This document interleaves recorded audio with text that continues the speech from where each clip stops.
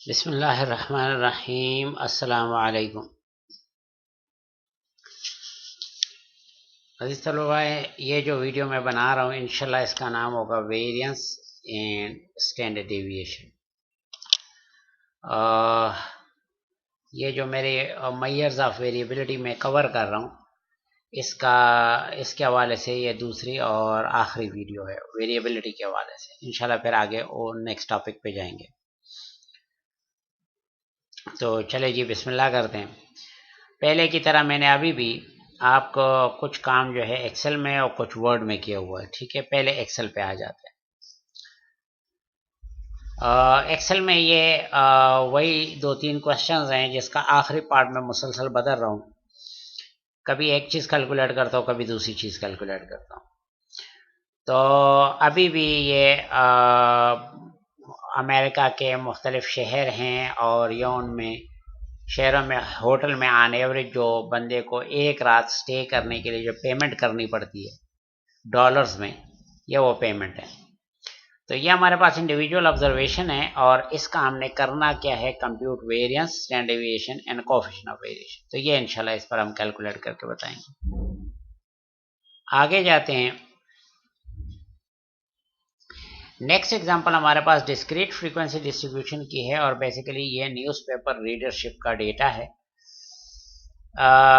Basically लोगों से पूछा गया कि आप हफ्ते में कितने दिन अखबार पढ़ते हैं, 0 दिन, 1 डे, 2 डे या 7 डेज, कितने दिन आप अखबार पढ़ते हैं। 200 लोगों से पूछा गया, 44 लोगों ने कहा हम सिरे से नहीं पढ़ते, 24 ने कहा कि हम एक दिन पढ़ते हैं, वगैरह वगैरह।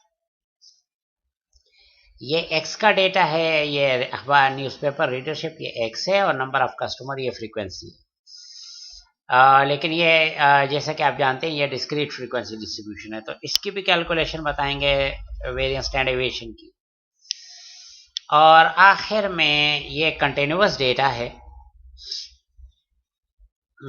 ऐसा डेटा है जिसमें क्लासेस गिवन है और सामने उनकी फ्रीक्वेंसी गिवन है। और ये वही है, कॉटन की एक ख़ास वैरायटी है, उसमें फाइबर लेंथ की फ्रीक्वेंसी डिस्ट्रीब्यूशन है। सैंपल साइज है 106 और इसका भी आपने वेरिएंस, स्टैंडर्ड डेविएशन और कोएफिशिएंट ऑफ वेरिएशन मालूम करना। तो ये हमारे पास जो है ना एग्जांपल्स हैं, इसकी तरफ हम आएंगे इंशाल्लाह, इनको सॉल्व करेंगे।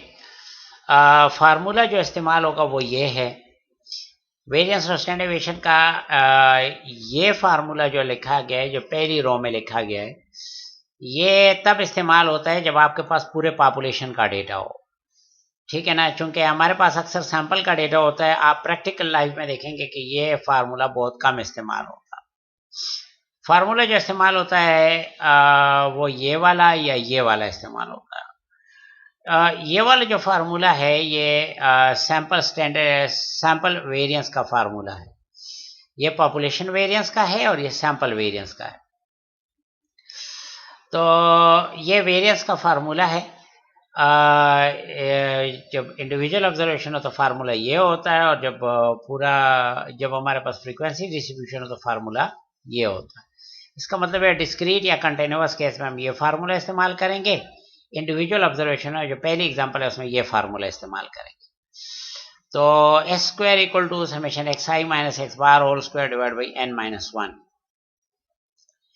ये आपके पास जो है ना वेरिएंस का फार्मूला है और ये आपके पास वेरिएंस का फार्मूला है। ठीक है ना जी, लेकिन ये फ्रीक्वेंसी वाले केस में है और ये इंडिविजुअल ऑब्जर्वेशन में। अलबत्ता ये देखा है मैंने कि जो स्टूडेंट्स कैलकुलेटर वगैरह से कैलकुलेशन करते हैं, तो इवन एक्सेल में भी, तो ये फार्मूला इम्प्लीमेंट करते वक्त ज़्यादा वक्त लगता है, इसमें मेहनत ज़्यादा लगती है। ये ज़्यादा आसान है, ख़ासतौर पे कैलकुलेटर पे, इलेक्ट्रॉनिक कैलकुलेटर पे ये वाला फार्मूला ज़्यादा आसान है।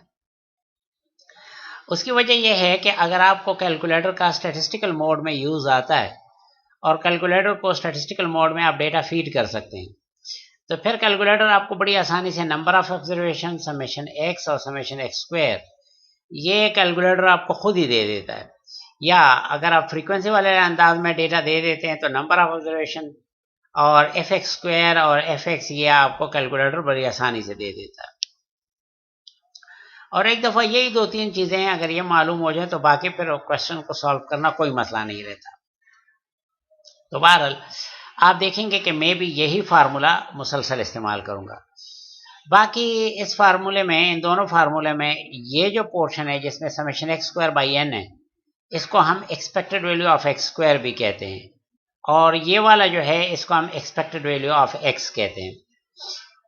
ये जो है इसको expected value of X square कहते हैं और ये वाला एक्सपेक्टेड वैल्यू ऑफ एक्स कहते हैं। बाज़ लोग इनको अलग अलग कैलकुलेट करके और आगे कैलकुलेशन कर लेते हैं, इंशाल्लाह वो भी मैं बता दूंगा एक आध एग्जांपल में।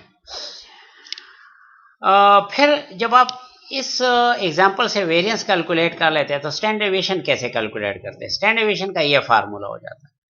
असल में वेरिएंस बराबर है स्टैंडर्ड डेविएशन का स्क्वायर, तो इसका दूसरे अल्फाज में यह मतलब हुआ कि स्टैंडर्ड डेविएशन बराबर है वेरिएंस के रूट के, पॉजिटिव रूट के, नेगेटिव रूट नहीं लेना। तो वेरिएंस में हम यहाँ से वेरिएंस का जो आंसर आया होगा वो आंसर हम इसमें पुट करके उसका रूट ले लेंगे तो स्टैंडर्ड डेविएशन आ जाएगा। तो बस सिर्फ इतना काम करना है कि इन एग्जाम फार्मूले से आपने वेरिएंस कैलकुलेट करना है और उसमें पुट करके आपने उसका जो है ना रूट लेकर स्टैंडर्ड डेविएशन मालूम कर लेना। आखिर में बात आ जाती है कोएफिशिएंट ऑफ वेरिएशन पे, सीवी। तो सीवी का फार्मूला है स्टैंडर्ड डेविएशन, जो इधर आंसर आया होगा वो आप इधर पुट करेंगे। अरिथमेटिक मीन कहाँ से आता है? ये जो फार्मूले इस्तेमाल करते हैं इसमें समेशन एक्स बाई एन है, वो अरिथमेटिक मीन होता है, या summation F X by N है, ये भी अरिथमेटिक मीन होता है। तो वो अरिथमेटिक मीन यहाँ पुट हो जाता है, ठीक है। ये एक्सपेक्टेड वैल्यू ऑफ एक्स जो है ये अरिथमेटिक मीन है और मल्टीप्लाई बाय 100। तो स्टैंडर्ड डेविएशन और अरिथमेटिक मीन की वैल्यू पुट करके और हाँ अपनी जगह पर पुट करके डिवाइड करके 100 से मल्टीप्लाई करेंगे तो ये हमारे पास जो है ना कोएफिशिएंट ऑफ वेरिएशन हो जाएगा, ठीक है ना जी। बाकी इन दोनों के यूनिट्स हैं, इसका कोई यूनिट नहीं है, ये सिंपल एक कोएफिशिएंट है, यानी दूसरे अल्फाज में रिलेटिव मेजर ऑफ डिस्पर्शन है। तो चले जी पहले इंडिविजुअल ऑब्जर्वेशन में हम देखते हैं कि ये कैलकुलेशन कैसे होती है। बेसिकली हम ये फार्मूला इस्तेमाल करेंगे पहले। तो ये इंडिविजुअल ऑब्जर्वेशन है। इसमें आप देख रहे हैं कि ये जो डेटा है ये x का डेटा है, ये x स्क्वायर का। एक्सेल में ये सही लिखा नहीं जा रहा था तो बस मैंने x के साथ 2 लिख लिया, आप समझे कि ये x स्क्वायर है। तो ये x स्क्वायर का डेटा, और ये कौन सा डेटा है ये आपने क्वेश्चन में देखा, ये वाली ऑब्जर्वेशन जस्ट मैंने उठाकर x वाली ऑब्जर्वेशन सारी इधर लिख ली है और उनका स्क्वायर करके ये कैलकुलेट कर लिया। जैसे अगर मैं 163 का स्क्वायर करूं तो ये इस तरह होगा, इक्वल टू दिस नंबर और पावर, आप एक्सेल में आपको पता है पावर ऐसे लिखते हैं, पावर 2, तो ये आपके पास ये वैल्यू आ गई। तो इस तरीके से ये स्क्वायर सबके मैंने मालूम किया हूँ। स्क्वायर मालूम करने के बाद जब ये सारा कुछ हो गया तो इसके बाद मुझे अहम चीज ये चाहिए कि x और x स्क्वायर का सम हो जाए, ठीक है ना। इस कॉलम का टोटल हो जाए और इस कॉलम का टोटल हो जाए, ठीक है। अब बिलफर्ज में ये टोटल आपको एक आध बता देता हूँ कि ये मैंने कैसे किया है। इक्वल टू सम ऑफ, और ये देखें ये सारे सेलेक्ट कर लें और इसको क्लोज कर दें। तो सम ऑफ और वो रेंज बता दें और ब्रैकेट क्लोज करके एंटर कर दें, ये आपके पास ये टोटल आ, ठीक है ना जी। और चूंकि इसके साथ इसके करीब ये एक्स स्क्वायर पड़ा हुआ है तो ये भी हो सकता है कि आप सिंपल ये करें और इधर ले आए इसको। तो चले जी ये सम ऑफ एक्स स्क्वायर भी आपके पास आ गया। इतना एक्सेल पर खुद होशियार है कि वो समझ लेता है कि अब इस कॉलम का टोटल नहीं करना, जब एक स्टेप इधर आ गया हो तो अब मुझे इसका टोटल करना। तो बाकी ये स्क्वायर सम मेरे पास ए से आया हुआ है, होपफुली आपको समझ आ गई। ये एवरेज कैसे किया है, तो चूंकि ये मेरे पास 20 ऑब्जर्वेशन है, अगर आप देखें ये ऑब्जर्वेशन मेरे पास इधर देखें इनकी काउंट आ रही है 20, माउस को देखें ये 20 ऑब्जर्वेशन है। तो मैंने सिर्फ ये किया है कि इन सम को 20 पर डिवाइड कर लिया। ये है वो एक्सपेक्टेड वैल्यू ऑफ एक्स, ये है एक्सपेक्टेड वैल्यू ऑफ एक्स या मीन है इस डेटा का, और ये है expected value of X square. X के साथ क्योंकि उस तरह स्क्वायर इसमें नहीं लिखा जाता है एक्सेल में, तो मैंने इस तरह लिख लिया। वैसे वो चाहो तो मैं फार्मूले कर सकता हूँ एक्सेल में भी, लेकिन वो लंबा काम हो जाएगा, लिहाजा मैं फिलहाल बात ही समझानी है लेकिन आप ये समझे कि ये इस तरह है, जैसे हम कहते हैं ना एन इक्वेशन, और यहाँ पर अब आप एक्स स्क्वायर लिख लें, ठीक है ना, ये करके ये, और यहाँ x लिख लिया, और ऐसे करके यहाँ उस पर 2 लिख लिया, और एंटर जब आप प्रेस करेंगे, बाहर क्लिक करेंगे तो ये एक्स स्क्वायर हो जाएगा बाहर। तो ये फार्मूले इसमें भी लिखे जा सकते हैं।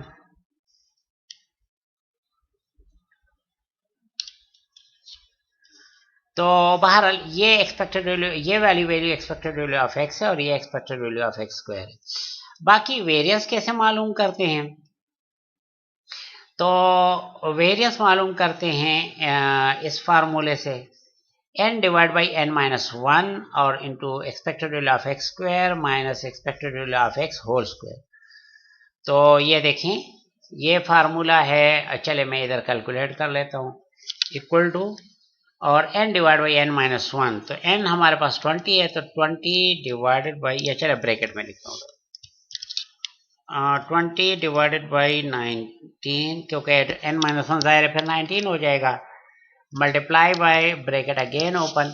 अब expected value of X square ये है, ये इसमें n पे डिवीजन वगैरह हो चुकी है बस, और minus expected value of X whole square, तो ये एक्सपेक्टेड वैल्यू ऑफ एक्स है और पावर इसका 2, और ये पावर 2 आ गया, ब्रैकेट क्लोज हो गया, और ये एंटर करेंगे तो ये आपके पास वो वेरियस की वैल्यू आ गई। होपफुली आपको समझ आ गई है। वेरियस की वैल्यू हम इस तरह कैलकुलेट करते हैं। स्टैंडर्ड डेविएशन के लिए इसका रूट लेना पड़ेगा, तो equal to this number power 0.5, 1 power 1/2 जो है रूट होता है, तो 0.5 ज़ाहिर है 1/2 ही होता है, तो ये आपके पास स्टैंडर्ड डेविएशन हो गया। आखिरी बात यह है कि वे सीवी कैसे कैलकुलेट करते हैं, तो उसके लिए आप करते ये हैं कि स्टैंडर्ड डेविएशन को x बार पे डिवाइड करके 100 से मल्टीप्लाई कर लेते हैं, तो इक्वल टू ये आपके पास स्टैंडर्ड डेविएशन आ गया डिवाइड बाई x बार, ये मल्टीप्लाई बाई 100, और ये आपके पास कोफिशिएंट ऑफ वेरिएशन आ गया, ठीक है ना, सीवी आ गया। तो ये आपके सामने दोबारा भी मैंने कैलकुलेट कर लिया कि ये कैसे कैलकुलेशन होती है इसकी। ये तो था इंडिविजुअल ऑब्जर्वेशन में इसको कैसे कैलकुलेट करते हैं। इसके बाद डिस्क्रीट डेटा में कैसे कैलकुलेशन करते हैं, उस उधर जाते हैं जी। डिस्क्रीट डेटा का एग्जांपल में एग्जांपल हमारे पास ये है, ये एग्जांपल है, ये डेटा है, ये x का कॉलम और ये फ्रीक्वेंसी, बस ये यहाँ रो में लिखा हुआ है, वहां मैंने कॉलम में लिखा हुआ है, जरा देखें, ये x की वैल्यूज, ये फ्रीक्वेंसी, और जस्ट टोटलिंग मैंने की है 12। इसके बाद मैंने 2 कॉलम मालूम किए, एक fx और एक fx स्क्वायर, fx और fx स्क्वायर। fx का कॉलम कैसे मालूम किया है, इसमें यह मैं इधर डेमोन्स्ट्रेट कर रहा हूँ, चले इधर मैं बता देता हूँ, तो वहाँ 0 है तो शायद बेहतर समझ ना आए, तो यहाँ बता रहा हूँ। fx मालूम करना है, तो इक्वल टू लिखें, f पे जाए ये है f, मल्टीप्लाई बाई x पे जाए तो ये है x, और इंटर कर दें, तो ये आपके पास ये 80 इस तरह आया है। और वैसे भी देख लें 20 इंटू 4 80 ही आता है। और fx स्क्वायर जबकि यहाँ पर करें तो इक्वल टू ये f मल्टीप्लाई बाई x 2 दफ़ा कर लेते या पावर 2 ले लेते, जो भी मर्जी हो, x और पावर 2 ले लेते, चलो पावर 2, तो ये आपके पास x स्क्वायर हो गया। तो होपफुली आपको समझ आ गया कि 80 और 320 कैसे आया है। बाकी ये सारी वैल्यूज ऐसी कैलकुलेट की गई। अच्छा जी, जब ये सारे कैलकुलेट हो गए तो यहाँ हमने टोटल कर दिए, यहाँ पर 200 आ रहा है, यहाँ पर 664 आ रहा है, 3516 आ रहा है। इसके बाद इन सबको एवरेज किया, ये वो एक्सपेक्टेड वैल्यू मालूम करने के लिए। अगेन मैं बता रहा हूँ, ये वाली जगह जो है ये एक्सपेक्टेड वैल्यू ऑफ x है, और यहाँ जो है ना ये है expected value of x square, ठीक है ना जी। तो ये एक्सपेक्टेड वैल्यू ऑफ x और expected value of x square यहाँ आ जाएगा, ठीक है। तो बाकी आपने इसके बाद उस वही फार्मूला है वेरियंस का, स्टैंडर्ड डेविएशन का, यहाँ अगर आप गौर करें तो यहाँ 200/199 है। क्यों? वजह ये कि सैंपल साइज n हमारे पास 200 है, तो 200 डिवाइड बाई 200 माइनस 1 तो 199 आ जाएगा, मल्टीप्लाई बाय D11 क्या चीज़ है? ये है D11, ये वाला, ये देखें, ये D11 है। तो ये D11 माइनस C11 जो है ये आपस में मल्टीप्लाई करके ताकि स्क्वायर हो जाए। तो बहरहाल इस तरीके से वेरियस मालूम किया गया। उसका रूट जब हमने लिया, देखें ना, इसका पावर हमने 0.5 ले ली, तो ये स्टैंडर्ड डेविएशन हो गया। और आखिर में ये CV का formula 100 multiply by standard deviation divided by mean, ठीक है ना। तो हमने उसकी कैलकुलेशन कर ली। आप बेशक ट्राई कर लीजिएगा, ये बड़ी आसानी से आप कैलकुलेट कर सकते हैं। तो ये आपके पास डिस्क्रीट केस में ये सब कुछ कैसे कैलकुलेशन होती है ये भी मैंने बता दिया। अब हम ज़रा कंटिन्यूअस केस की तरफ आते हैं। कंटिन्यूअस केस में ये हमारे पास क्वेश्चन है, ये हमारे पास क्वेश्चन है। इसमें ये कॉलम, ये कॉलम, ये कॉलम, ये मैंने उधर कॉपी किए हैं, सिर्फ वहाँ का रो के फॉर्म में नहीं है, कॉलम के फॉर्म में है। ये देखें, पहला लोअर लिमिट, अपर लिमिट और फ्रीक्वेंसी, ये तो उधर से आ गए। बाकी फिर x की वैल्यू कैसे आई है, ये मैंने इन दो का एवरेज किया हुआ है। एवरेज का बिलफर्ज ये वाली वैल्यू ये इन दो का एवरेज है। बिलफर्ज ये वाली वैल्यू जो है ना ये इन दो की भी एवरेज है, ठीक है ना। अपने सामने कि दो लोअर लिमिट अपर लिमिट का एवरेज हो जाता है। तो ये वैसे मैं पहले भी बता चुका हूँ। तो ये इस तरह मैंने एवरेजिंग की है, ठीक है ना जी, ये मैंने एवरेजिंग की है। अच्छा जी, यहाँ पर ये मैंने एवरेजिंग की है ये इस पूरे कॉलम में। तो ये यहाँ पर एवरेजिंग की गई है और इसके बाद fx और fx स्क्वायर, ये x के कॉलम, ये एवरेज जो है x के कॉलम और ये फ्रीक्वेंसी। तो जिस तरह मैंने पिछले स्लाइड इसमें बताया डिस्क्रीट केस में, कंटिन्यूअस केस में भी वही फार्मूला रहता है। मैं आपके लिए छोड़ता हूँ, थोड़ा बहुत इस पर एक्सरसाइज कर लेना, ज़रा है कोशिश कर लेना। इसके बाद इन सबको टोटल किया गया है। अच्छा, ये x के कॉलम की टोटल की ज़रूरत नहीं होती, x की टोटल की ज़रूरत नहीं होती बहरहाल। तो फ्रीक्वेंसी का टोटल करना पड़ता है, fx का टोटल करना पड़ता है, fx स्क्वायर का टोटल करना पड़ता है। और इसके बाद एवरेजिंग के लिए हम इसको जो है ना, ज़ाहिर है जो भी सम ऑफ फ्रीक्वेंसी आए उस पर डिवाइड कर लेते हैं। तो यहाँ तो डिवाइड करेंगे तो 1 आ जाएगा, यहाँ डिवाइड करेंगे तो 29.78 और यहाँ डिवाइड करेंगे तो 888.223। चलिए जी, ये हमारे पास एवरेजिंग ये एवरेज आ गया। ये expected value of X square हो गया, ये एक्सपेक्टेड वैल्यू ऑफ एक्स हो गया, ठीक है ना जी। ये हो गया एक्सपेक्टेड वैल्यू ऑफ एक्स और इधर आ गया expected value of X square, ठीक है। आप ये समझें, बाकी ये वैल्यूज उसी तरीके से फार्मूले में पुट हो के ना, और ये जिस तरह मैंने पहले वेरिएंस का बताया और स्टैंडर्ड डेविएशन CV का बताया, उसी तरीके से ये सारी कैलकुलेशन हो गई है। अब ये सारा कुछ बता देने के बाद अब मैं आता हूँ कि वर्ड में इसको प्रेजेंट किस तरह करते हैं, क्योंकि एक्सेल तो बहरहाल कैलकुलेशन के लिए अच्छा है, लेकिन काम आपको वर्ड में करना चाहिए। और अक्सर मैनेजमेंट रिपोर्टिंग जो है सारी वर्ड में होती है। तो ये तो क्वेश्चन था सारा। इसके बाद सबसे पहले सोल्यूशन में हमने कहा कि यहाँ पर जी n मेरे पास 20 आ रहा है, हमारे पास 20 ऑब्जर्वेशन है। समेशन x मैंने कैसे कैलकुलेट किया, मैंने उनको बताया हुआ है कि जी ये जो ऑब्जर्वेशन है, ये ऑब्जर्वेशन है, एक एक करके इन सबको टोटल किया गया है और इसका आंसर ये आ गया है।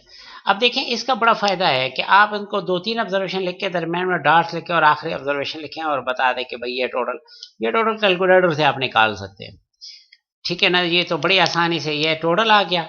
इसका एक्सपेक्टेड वैल्यू ऑफ एक्स या मीन, ये मीन ये होता है। ये आप कैसे कैलकुलेट करते हैं, वो सम ऑफ ऑब्जर्वेशन, ये सम ऑफ ऑब्जर्वेशन यहाँ से आ गया divide by number of observation, और ये अरिथमेटिक मीन हो गया। Expected value of X square कैसे कैलकुलेट करते हैं, तो उसमें यही सारी ऑब्जर्वेशन होती हैं, लेकिन इन पर पहले स्क्वायर करके सम करते हैं। तो ये टोटल आ गया। ये अगर आप एक्सेल में भी वेरीफाई करें जाके तो यही टोटल है। एक्सेल में देखें इंडिविजुअल ऑब्जर्वेशन में ये आपके पास टोटल है आ गए, ये देखें 524127, 524127, ये आपका टोटल आ गया divide by number of observation. और ये जो है expected value of X square आ गया। अब वर्ड में इस स्टाइल में लिखना, बाकायदा प्रॉपरली एक्स स्क्वायर लिखना बड़ा आसान होता है। इसके बाद आपने क्या किया कि आपने एस स्क्वायर का जो फार्मूला है, जो सैंपल के लिए स्टैंडर्ड डेविएशन का, वेरियंस का फार्मूला है, सॉरी, तो स्टैंडर्ड डेविएशन तो तब होगा जब इस पर रूट आएगा। तो बहरहाल वेरियंस का जो फार्मूला है उसके लिए मैंने n divide by n minus 1 कर दिया, summation x square by n minus summation x by n whole square. तो ये देखिए प्रॉपर वैल्यूज अपनी जगह पर, n की जगह 20 लग गया, n माइनस 1 की जगह 19 लग गया, मल्टीप्लाई बाय यह समेशन एक्स स्क्वायर यहाँ से आ गया divide by 20 minus summation x यहाँ से आ गया डिवाइड बाई 20 होल स्क्वायर। और अब की दफ़ा मैंने डायरेक्ट ये नंबर इस्तेमाल किए हैं, ये एक्सपेक्टेड वैल्यू इस्तेमाल नहीं किए। अगले क्वेश्चन में एक्सपेक्टेड वैल्यू इस्तेमाल करके बताऊंगा।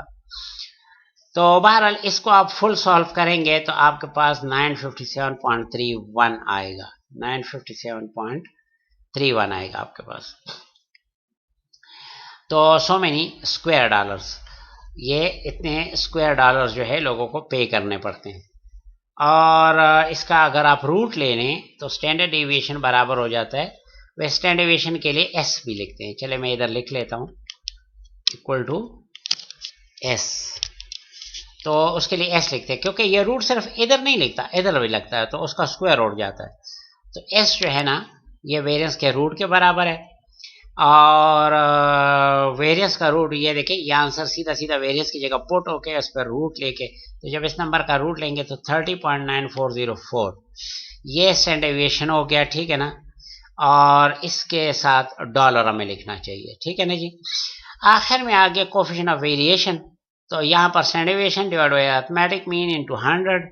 अब मसला ये है कि ये भी वैल्यू डॉलर्स में है, ये भी वैल्यू डॉलर्स में है, तो डॉलर डॉलर आपस में कट जाता है और आखिर में जो आपके पास आंसर आता है उसका कोई यूनिट नहीं होता। तो ये वेरियंस और स्टैंडर्ड डेविएशन ये एब्सोल्यूट मेजर है डिस्पर्शन के, क्योंकि इनमें यूनिट होता है। और कोफिशिएंट ऑफ वेरिएशन ये कोफिशिएंट है, ये रिलेटिव मेजर है डिस्पर्शन की, इसका कोई यूनिट नहीं होता। तो ये एक क्वेश्चन किस तरह सॉल्व करते हैं ये मैंने बता दिया। अब दूसरे क्वेश्चन की तरफ आते हैं। ये वो दूसरा क्वेश्चन है, अगेन मैंने बताया है कि हमने कैसे कैलकुलेशन किए। देखें समेशन एफ एक्स मालूम करना है, तो ये एफ, अब देखें इन दोनों में एफ क्या है, 44 एफ है और 0 एक्स है, तो F into x plus again F into x 24 into 1 plus, इस तरह चलते जाएं आखिरी 30 इंटू 7। ये सारा करके सॉल्व करेंगे तो ये 664 आ जाएगा। और ये 664 जो है ना, इसके एक्सपेक्टेड वैल्यू में आप कन्वर्ट कर सकते हैं, यानी 664 divide by number of observation 200 है, तो उस पर डिवाइड करके 3.32। इसी तरह समेशन एफ एक्स स्क्वायर, तो एफ तो अपनी जगह लेकिन एक्स पे स्क्वायर, याद रखें सिर्फ एक्स का स्क्वायर करना है, एफ का नहीं करना।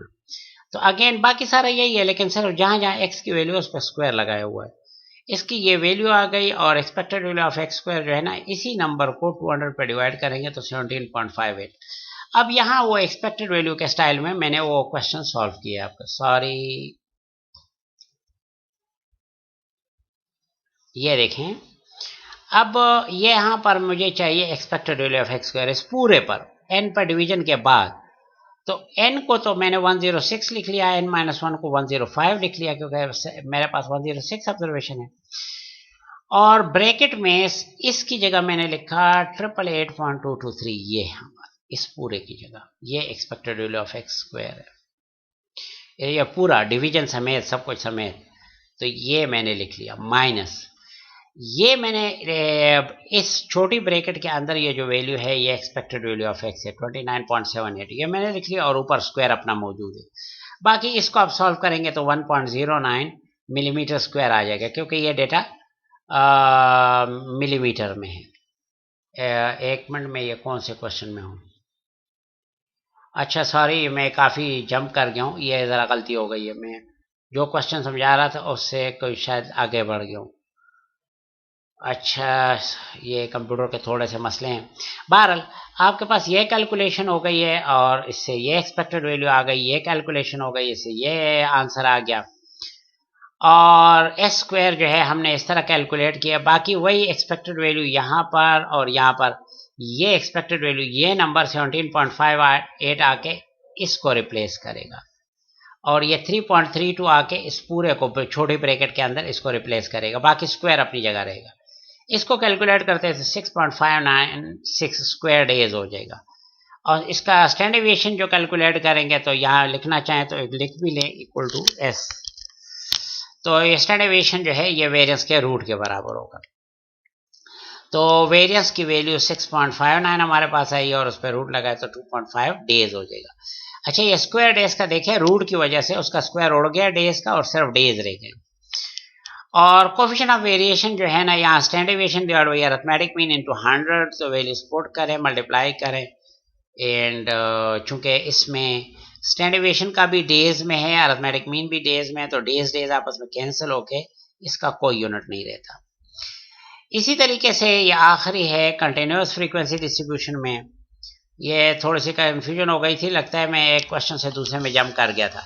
चले इस तरह करता हूँ कि आखिरी वाला क्वेश्चन पूरा दोबारा से फुल समझा देता हूँ।